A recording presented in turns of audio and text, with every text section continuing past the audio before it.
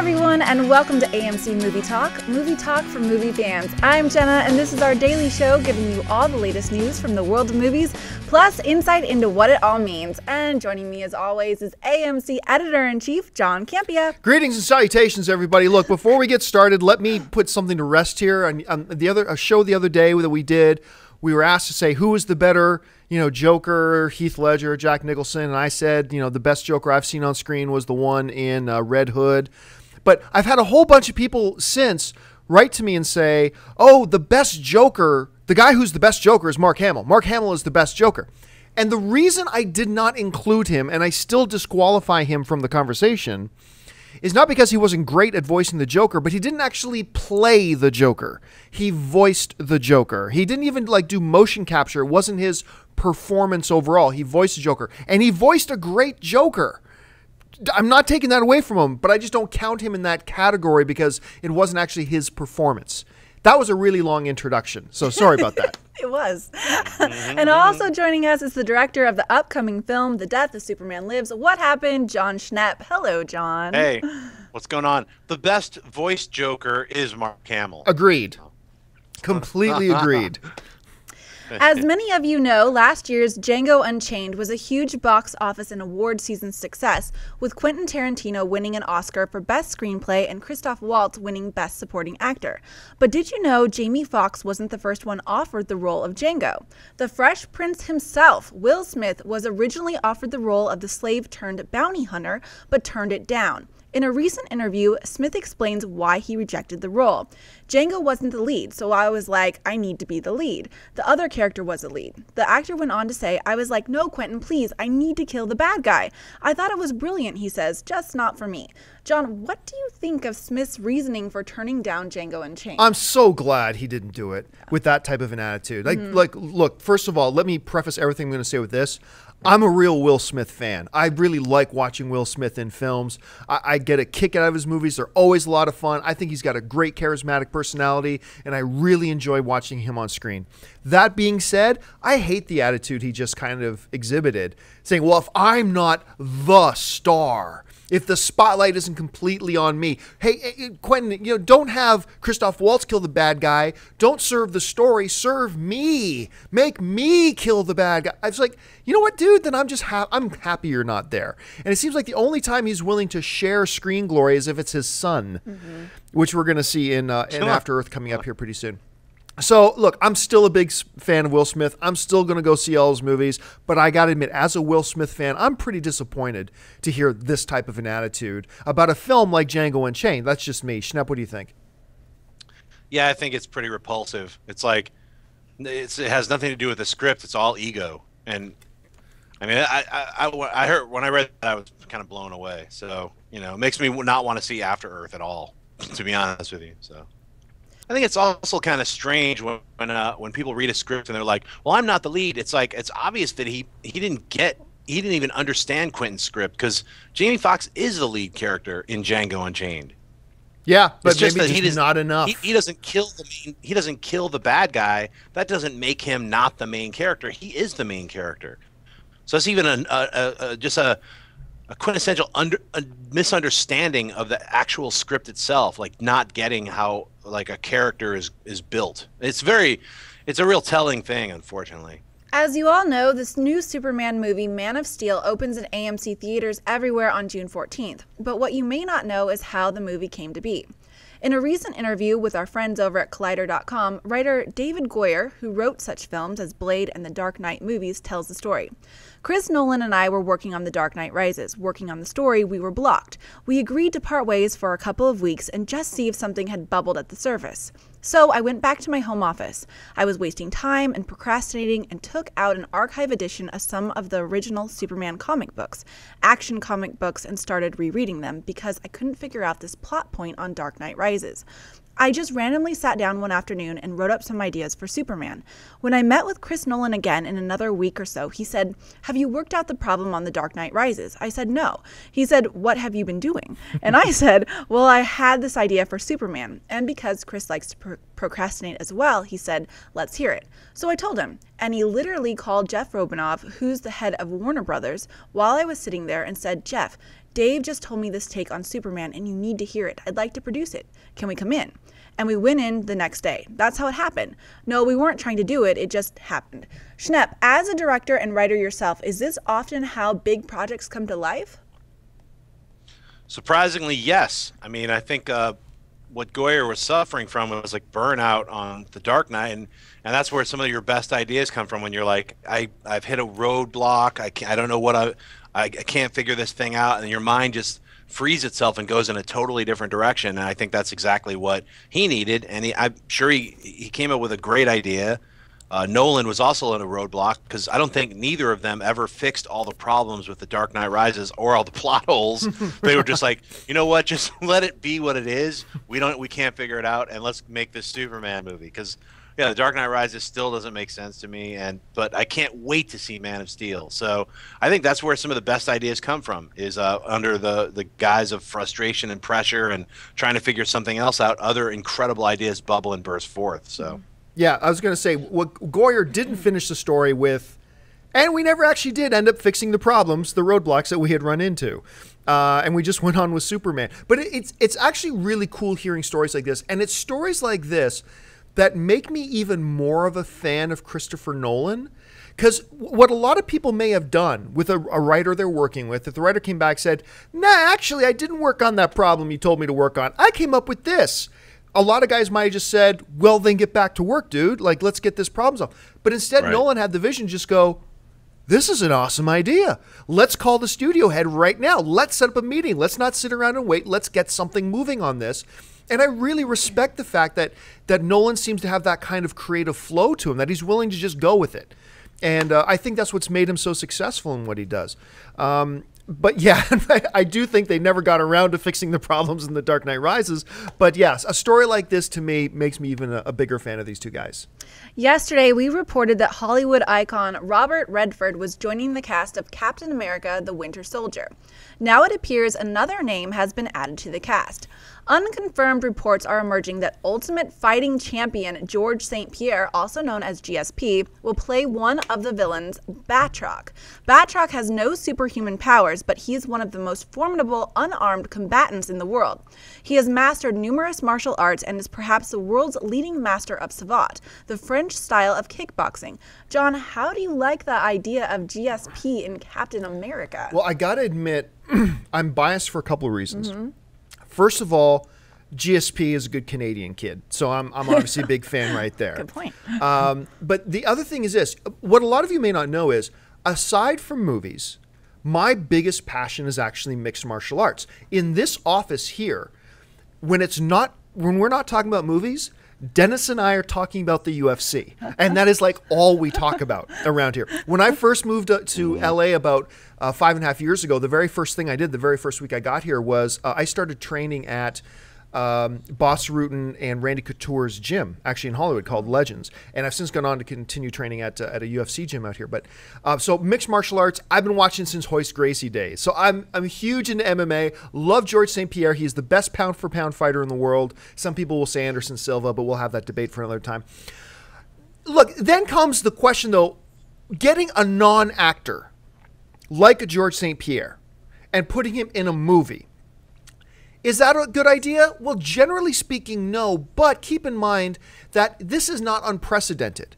Like Toad and Snake Eyes is not a real actor. He's a stunt dude. He was also Darth Maul in The Phantom Menace. And the nice thing is, we were joking about it, but it's actually really true. Batroc is supposed to be this French guy. George St-Pierre has a very, very heavy French-Canadian accent. And if nothing else, the very French heavy Canadian accent will hide his bad acting. It will camouflage the bad acting. So overall, I love this, but admittedly, I'm biased. Schnepp, as an unbiased guy in all this, what do you think of this news? I think it's a great idea, because I love Batroc the Leaper from Captain America, the old Kirby comics. It really was just like, I was like, Captain America, I will now destroy you. And he would jump around like, he was like Kung Lao from Mortal Kombat, or Liu Kang. It'd be like, dude, that's super jumping with a pointy foot coming at you, you know. So I mean, I don't see him as doing a lot of acting anyway. He might have like 6 lines like "I will crush him." I mean, I really don't see them having like an emotional scene with Batroc, the Leaper. I think going to do a lot of damage. That's why they got to. Hey, we need somebody who can actually jump around and do all this spider hanging, weird, crazy stuff. Get one of those UFC dudes. I'll get that French guy. I think that's exactly what happened. Well, listen, folks. Opening this weekend in AMC theaters everywhere is the brand new, long-awaited because it was delayed by like 9 months. The new G.I. Joe Retaliation once again opens in AMC theaters everywhere on Thursday night at 10 p.m. You can head on over right now to amctheaters.com and get your theater showtime and your movie tickets right now. But right now, before we go into the mailbag, I wanted to share with you a conversation. I had an opportunity last year to sit down with Dwayne "The Rock" Johnson and talk about G.I. Joe Retaliation, and I want to share that conversation with you right now. Take a look. Dwayne, first of all, you are more than this, but you're receiving Action Star of the Decade. And I've said for years that our generation probably only has 2 true, legit action stars, you being one of them. What makes you and the characteristics that you have make audiences trust you so much and so excited about seeing you in action type of roles? That's a tough question. Here's the thing, what makes me great. That's the type of question. Why you? Why are you so awesome? You know, to quote my buddy Jan Leno, I tell a few jokes or two. That's a lame answer. You know, I could just tell you that for me personally, I love action. And in my wiring, in my makeup, in my DNA, I love physicality, I love action. So any opportunity that I can in movies or in a ring, whenever I have the opportunity to go back, I give it my all. And I want to make sure that it feels real and it's authentic and it comes from here. And I could kick ass with a smile. Which is great. So how about that for an answer? It's awesome. Well, look, with the way your career's been going, you have the opportunity to do a lot of different stuff. What was it about G.I. Joe Retaliation specifically that made you go, yeah, this is the thing I want to do now? Very easy. I mean, it's the franchise. It's the title. It's G.I. Joe. And, you know, the first movie did well. Really good. Box office-wise around the world. A lot of people liked it. A lot of people didn't. You get a second crack at it. When you get a second crack at something that is so big, that is G.I. Joe, and it's a title that means a lot to me, a whole hell of a lot to me. When I was 8, 9 years old, it was all about G.I. Joes for me. It was G.I. Joe and Star Wars. That was it. And they all intermingled, by the way. Yeah. So, you know, to be able to have an opportunity to represent G.I. Joe in a big way, global way, is something that not only I took serious, but I wanted to grab it by the throat and send everybody home happy after they watch the movie. Well, speaking of which, why are AMC theater audiences going to love Dwayne "The Rock" Johnson and G.I. Joe Retaliation? Why are they going to love it so much? We made a hell of a good movie. And not only that, but AMC theater fans, audiences, when they go watch G.I. Joe, they're going to see a movie that is a hell of a blend of rooted, grounded, gritty, boots to the ground, paying homage to our military and our special forces, men and women, but also a great combination then between that, real military, and paying homage to them and respect to them, and also the fantastical world of ninjas. We have guys running around in masks who are flying alongside the Himalayan mountains and in these amazing action sequences. So there's a fantastic blend of reality, fantasy, and on top of all that, finally, I have become Roadblock. And Roadblock kicks ass all over the world, and the world ain't saving itself. Right. Well, listen, Dwayne, congratulations on the film. We're so excited, and we cannot wait to have it on AMC screens. I can't wait. Thank you so much. Thank you, buddy. Once again, G.I. Joe Retaliation opens in AMC theaters everywhere this Thursday night. Make sure you head on over to amctheaters.com for your movie tickets. Well, folks, it's that time of the show for Mailbag. Listen, if you've got a topic or a question you would like us to address on air, you can email us anytime at amcmovietalk@gmail.com. Also, you can send us a video if you'd like. try to keep your video to 30 seconds or less. We got a whole bunch of videos sent to us the other day. There was like all over like 4 minutes. So keep it to 30 seconds or less. You can either email it to us or put it up on YouTube and send us the link, and we can grab them that way. So Jenna's got a bunch of questions pulled out of the mailbag. What do we got? Mike Lovins writes, "Hey guys, you are one of my favorite shows, period." And it helps that I don't have cable. And I have to say that I think John Campea is really hot. And at least has somebody does. a super sexy voice. Yes, I know he's very straight, but I feel like his personality will allow him to appreciate the compliment. It is appreciated. You have no idea. I know this would never happen, but I would love to see a movie adaptation of the Batman vs. Predator comic miniseries. Do you think a movie like this would be a success like The Dark Knight or a flop like Predators? You know what? I was originally going to say, no, this will never happen. It's, a stupid idea. But the more I thought about it and the more I think about it, this movie would be a hit. I mean, this would be a legit hit. I don't know how good of an idea it is or how good of a movie it would actually end up being, but I think there would be an awful lot of interest, and I think a lot of people will go to see it. Look, I didn't actually think, I think there are two separate Batman versus Predator comic series, and I only read the one. And the one I read wasn't all that bad. It wasn't fantastic. It wasn't Age of Apocalypse quality, but it was good. I actually think this could be a really big hit. And you know what else? I wouldn't write it off as a possibility either. I think in the next 10 years maybe, there's 5% chance that maybe something like this could happen. Schnepp, what would you think about a Batman versus Predator? Boo. I think it would be a horrible idea. How about just make a couple of better Batmans? I mean, make another Predator that's good. I don't know. I think that combining them is in the realm of comic books and video games, and until they actually nail like a whole bunch of movies that are amazing, they haven't even touched Batman's rogues gallery as far as the movies have gone. So I'd like to see a few more Batman movies before he starts fighting Spawn and Alien and Predator, or Batman versus the Hulk. I don't need crossovers yet. I just want to see the actual characters. So. All right. Jack Knoll writes, "Hey guys, I'm a big fan of the show. All of the remakes being made got me thinking if somebody would ever remake my all-time favorite movie, Jaws. With the popularity of Discovery's Shark Week and the popularity of the original movie, I feel it would be a huge box office success.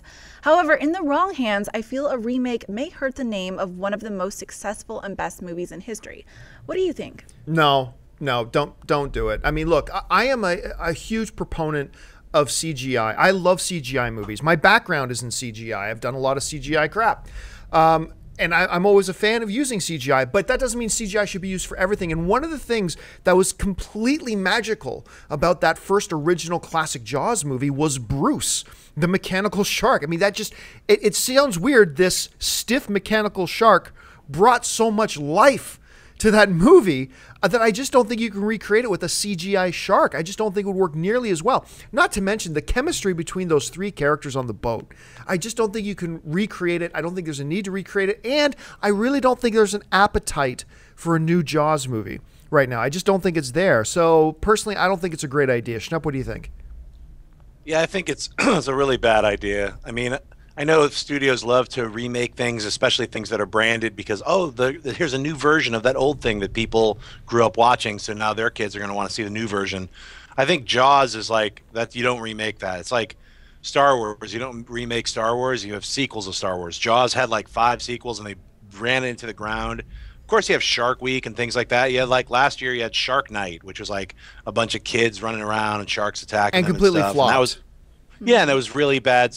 I mean, the CG looked really good with the shark, but it didn't have any epic quality. Like you can't remake Jaws. So I mean, especially if they didn't want to piss off Steven Spielberg, I don't think they want to rock that boat. So True. Nick Cooper writes, "Hey guys, I'm a huge fan of the show. I have a question about 2 of my favorite franchises. First, will there be a Buffy the Vampire Slayer movie? I heard maybe 2 or 3 years ago that there will be, but Joss won't have a hand in it and it will be different from the TV show. And my second question is about Ghostbusters 3. Is that movie even going to happen? I keep hearing that Bill Murray is key to the whole deal. Just wanted to hear your thoughts. Thanks." All right, so we'll start off with Buffy the Vampire Slayer.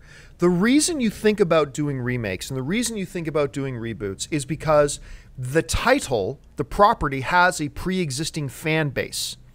The problem with it, Buffy the Vampire Slayer, is that Joss Whedon already said he wouldn't be involved, and they wouldn't involve him. He wouldn't be a part of it, which completely pissed off the pre-existing fan base. So now essentially what you have is a title where the existing fans want nothing to do with it. So with that being the case, I don't think we're ever going to see a Buffy the Vampire Slayer, at least not in the next 10 to 15 years. With Ghostbusters 3, Bill Murray will not do it. There have been some fake reports put out there in the past, few months suggesting that Bill Murray's actually thinking about it now and all this kind of stuff. No, he's not going to do it. That's the only official word that's ever come out of his mouth, is that he will not do it. And the project has come into a lot of problems. I don't think people are all that interested. Look, in the movie blog sphere, we'll talk a lot about Ghostbusters 3, but I honestly don't think there's a real heavy appetite for another Ghostbusters, especially if it goes in the direction of handing off the mantle to a younger generation of Ghostbusters. I want to see, the original Ghostbusters. And if it's not going to be about Aykroyd and the gang, and if Bill Murray's not even going to be there, and they're just going to hand it off to Seth Rogen or something, it's not Ghostbusters anymore, and I just don't care. And I think a lot of film fans feel the same way. Schnepp, what about you? Yeah, first question, Buffy the Vampire Slayer without Joss Whedon? Absolutely not. I remember hearing about that last year. I thought it was a really silly idea, and I still think it's a silly idea. So, I think they're done with that. Let's move on to other things. Ghostbusters 3, I think that would work if they got Eddie Murphy, Danny DeVito, and Arnold Schwarzenegger to all be in it, and they were like a three-headed monster, and it's just Dan Aykroyd with his Crystal Skull vodka, and he's fighting them, right? Just call it Ghostbusters 3, and every once in a while someone should hold up a placard that says, "Bill Murray, why aren't you going to be in our movie?" Or little ghosts, like CGI ghosts, could fly by like, "We miss you, Bill Murray.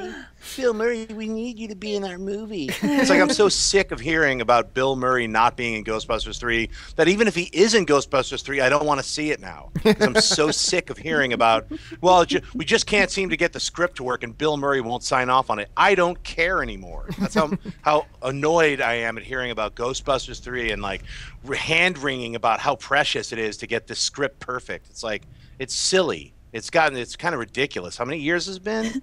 18, 20 years, 30 years? Long time. Seriously. A really long time. Let's just forget about it, all right? All right. Blue Girl writes, why is it so difficult for movie studios to embrace an R-rated Deadpool or other superhero movie when Blade did well and generated a trilogy? Okay, I've been getting a lot of this. I've got so much email and comments the last 24 hours because I made the point. Look, and Ryan Reynolds made the point. The studios are hesitant to move forward with an R-rated comic book movie because they just don't work.